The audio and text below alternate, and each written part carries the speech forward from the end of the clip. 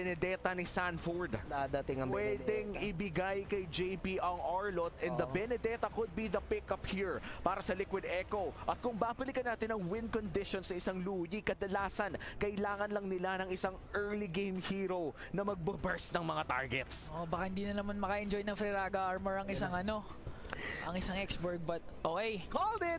Ayan na yung.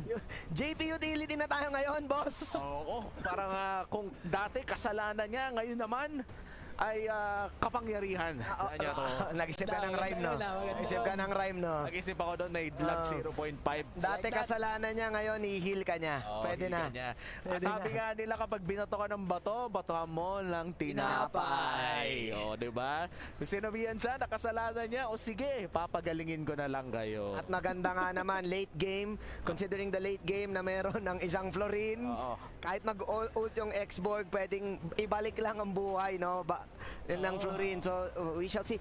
Kaya maganda yung Florin dito kasi yung Roger eh. Ayaw mo na mayroon kang healer kapag kalaban yung Roger kasi nasasayang. Wow! Oh, yun na. Oh, ayun na. No. Ayoko na mag-explain. May surprise ang Twisted. Ito na yung sinasabi ni Sandstorm eh. Papaikutin daw nila ang laro. Kaya naman, this time around ay makikita na natin ang Liquid Echo laban sa Twisted Minds sa patang Saudi Arabia versus Philippines. Punta na tayo sa ating casters sa si Brigida and Renmar. Casters, kayo na!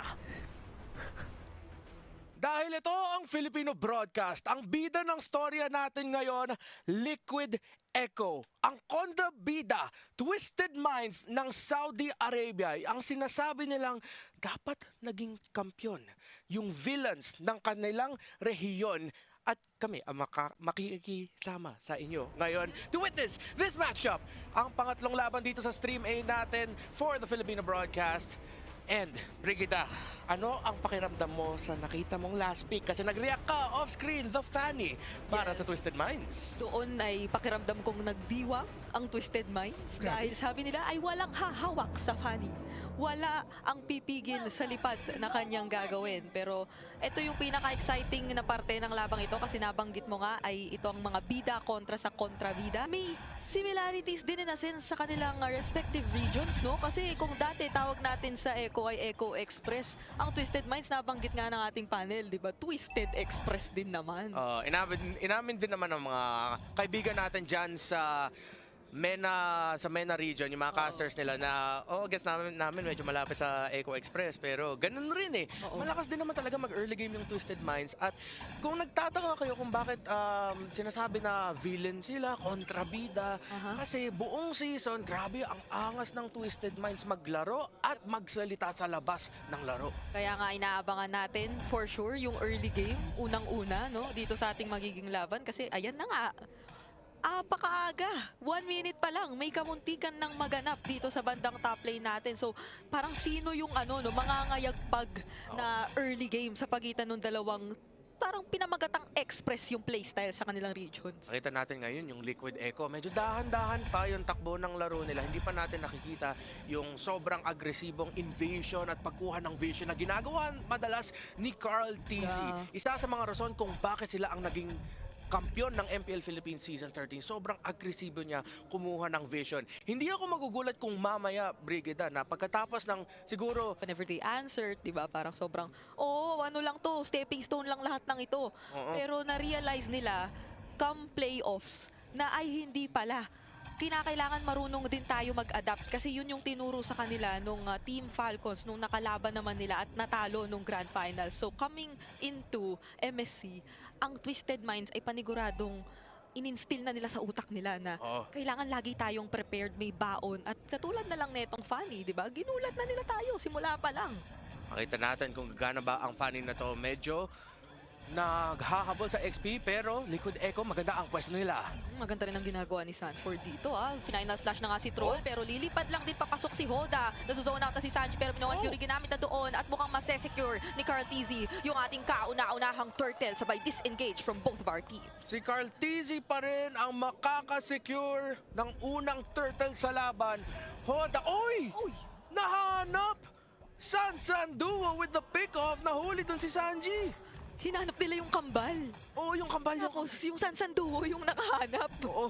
Grabe yung storyline natin May storyline within the storyline. Kasi expected nga talaga kasi madalas si Sanji pumupunta yan sa EXP lane eh. So hinahabol niya yung para sa Liquid Echo yung impostor na Sanji. Oo. Yung Sanji na may extra eye. Oh. So, kailangan ay isa lang ang Sanji na magwawagi. Oo. Pwede pala yun, pwede pala yun. Oh, pero yung hindi pa natin nakikita naman sa Twisted Minds ay yung kung paano nila napapagana din yung early game na gusto nilang gawin. Dahil surprisingly, kahit hindi usual ang ibigay mo rin kay Sanford, kapag ka nandun na tayo sa mga objectives na mga turtles, sa mga lord, tingnan mo naman yung ginawa niya kanina, di ba? Kinuha niya lahat ng atensyon kahit na Arlot ang hawak-hawak niya. Oh, great call there by Sanford. So parang, kaya ata, isa yun sa mga paboritong picks ng Liquid Echo, pero si Hoda ata, delikado! Oh, nahigop ng duality. Mabubuhay pa yata pero merong lethal ignition kaso na force out doon yung Minoan Fury ni Troll. Kaya naman ang makukuha ay si Sanji. Pero Sanford ay nandito na rin. Zinuzone out nila. Pero secure pa rin ni Carl TZ at mananakaw yung purple buff dito ni Hoda na napaka-importante by the way. Pero yung last insanity doon, medyo delikado rin. Mabubuhay pa si Troll at mukhang si Sanford ay nandito na rin magre-respo. Makukuha kaya nila yung kill onto Sanji. Mukhang makukuha pa yata pero may flicker out pa namang natitira. Pero may flicker out din kasi si Sanford. At merong Spear of Destruction mula kay Benny Cutie. Goofy nandito na rin at mukhang gusto na nilang pagtulungan ito. Benny Cutie as well. Meron pa namang kabling natitira. Pero si Troll kaya may kukuha. Kasi tingnan mo yung Feather Dare Strike. Napakasakit na pala. Pero yung clutch heal ni JP. Maliligtas pa doon si Benny Cutie. Benny Cutie tumatakbo, pero si Troll nag-flicker! Ginamit yung first kill. JP naman ata yung next at double kill para sa Twisted Minds. Nakakuha naman ng kapalit doon ang Liquid Echo sa top lane natin pero halata mo na medyo nagkaroon ng pagkababad ng overstay. Kumbaga doon sa naging purple buff or sa jungle ng Twisted Minds na ngayon ay si Sanford na naman ang nangunguna in terms of zoning. Carl TZ for the second time around sa kanya na naman mapapasakamay yung ating turtle pero last insanity na-dodge! Na-dodge doon ni Sanford with the Vengeance Dash! The Grand Finals MVP ng MPL Philippines Season 13, Sanford. Tinutuloy pa niya yung galawang Grand Finals na ginawa niya noong Season 13. Saktong-sakto, sinabi mo na nga, Brigida, yung Vengeance na ginamit. Pero meron ako nanonotice dito. Brigida, ang daming laban. Yun na nga Ito ba ay ang pagtatagpo ng mga express? Ganito pala ang mangyayari. Pero duality kaysa At umabot pa nga. Ngayon naman si JP ang magiging kapalit kasi medyo nakapaglipad-lipad si Hoda. Pero nonetheless yung Torre nasa kamay ng Echo. At akala natin doon na nagtatapos pero may double kill pa si Sanji. Flicker. Tapos ginamit yung skill para makukuha ng kill. Si Carl TZ naman dito sa baba. Hanapin yung kill kay Sanji. Meron pa naman siyang last insanity dito pero grabe tinatabihan. Tinatabihan lang kahit nandoon na. Puno na yung metro nung last insanity kasi nga naman makunat na siya. Ngayon naman si Sanford magdadash in with a vengeance na naman and makakakuha siya ng isa pang kill. Tuloy na tuloy ang labanan. Express talaga. Kailangan natin bigyan din ng commendation yung Twisted Minds dito. Nakakasabay sila sa galawan ng Liquid Echo pero kada gusto nila makahanap ng panalo sa skirmish, ng punish, biglang merong isang miyembro o dalawang miyembro ng Liquid Echo na hahabol sa laban tapos sila naman makakuha ng kill para siguraduhin na Liquid Echo nga ang nanalo sa skirmish na yun. Kung hindi nga sila hahabol, magiging desidido na lang sila na magpunta sa ibang lane Ama. Na i-make sure nila magiging worthwhile talaga yung bawat moment na merong binubuhusan ng atensyon dito yung Twisted Minds. Pero ngayon nagkakatagpo yung dalawang teams natin sa mid lane. At talagang gustong panghawakan ng Twisted Minds itong mid lane turret nila kasi inuunti na ng Liquid Echo yung kanilang presensya dito sa parte nila ng mapa. Grabe, parang ang tagal ko na nakakita na yung Fanny na may purple buff Ang tagal na, no? Hanggang orange buff lang yung nakuha dito ni Hoda at kaya hindi, Ayaw na nga yata tayo pagsalitain ng mga express Hindi ko rin na-expect yun Parang yung nasa train station pero hindi ka umabot talaga. Oo. Pero ito, aabutan nila si Saano sa baba at mukhang makukuha agad yung kill. Gusto lang naman niyang mag-transform. Pero hindi siya pinapayagan ng Liquid Echo. Kumonekta pa yung Spear of Destruction. At hinahabol ngayon ni Benny Cutie si Hoda. Maabutan niya pa nga yata at that will be a solo kill pa nga! Benny Cutie! Ang Grand Finals ng M4 World Championship naman, nahanap yung Fanny Grabe naman yung galawan ni Kuya Benny doon. Na-maximize niya yung yung blink niya para kahit na medyo nakalayo si Hoda, malapit pa rin para makapag-basic attack pa rin si Benny. Tsaka matapang talaga dito si Benny Cutie, kahit funny yan, no? Ginamitan niya talaga nung teleport, nung Spear of Destruction. Kaya naman nakita rin nating hindi kumonekta agad yung isang kable na nilapag doon ni Hoda. Parang siya rin mismo, siya yung funny pero siya pa yung nagulat. Oh, pero nakalipad na yung funny pero tulog sa ere. Kaya hindi na natama yung yung kable niya. Alam nyo naman, kailangan kasi dala-dalawa para mas mabilis. Eh, pag isa lang. May sound effect pa talaga eh. Pero parang nakalimutan nila na ata ng Twisted Minds. Kung gusto nila ikutin yung mundo ng Liquid Echo, paano mo iikutin ang isang bagyo? Ay, Yun yung pinakamalakas na ikot na sa buong mundo eh. oo nga eh. Yung bagyo kasi yung nagde-decide saan siya pupunta eh. Exactly. Hindi mo madidiktahan yung bagyo na dito ka eh. Oo, laban-laban, walang bawi. Yung Liquid Echo, laban lang. Twisted Minds, Brigida, feeling ko at this point maghanap na sila ng alternative para makahanap ng paraan na makahabol sila sa laban. Either yung mga sinasabi natin, split push. Kasi sa panahon na to parang ang hirap na maka-pick off na rin para kay Hoda eh. Lagi wala siyang purple buff eh. Kakapitan na lang yata nila ngayon na okay lang, meron tayong Feathered Airstrike, meron tayong X-Borg.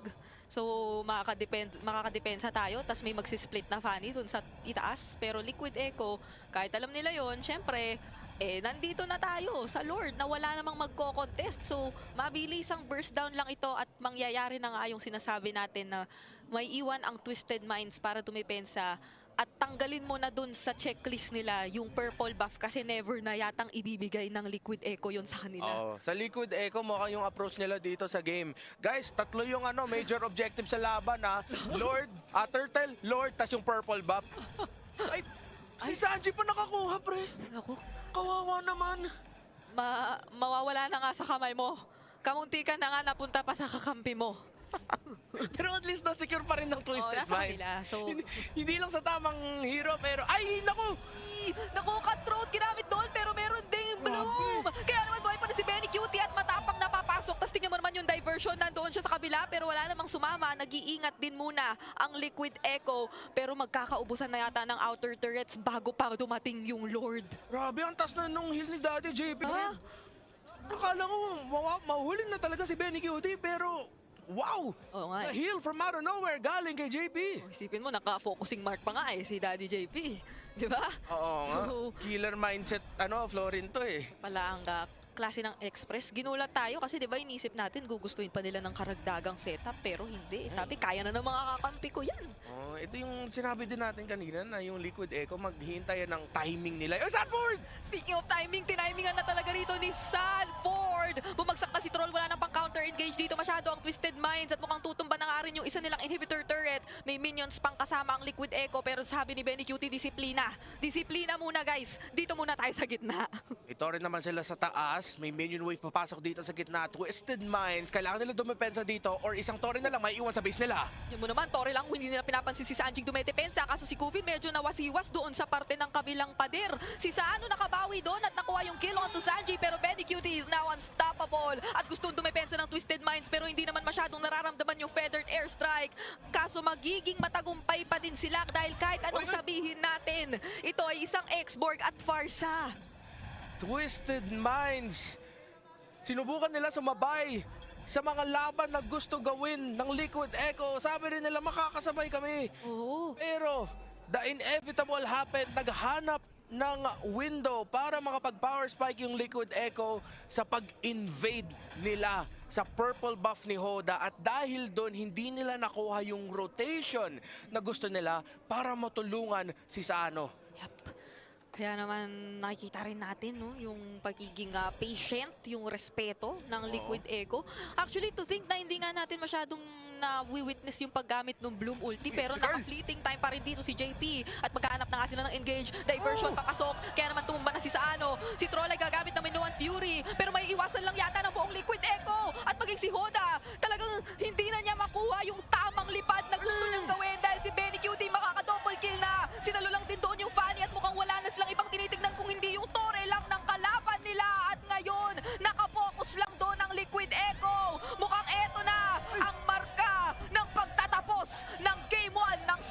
finals ng Liquid Echo versus Twisted Minds.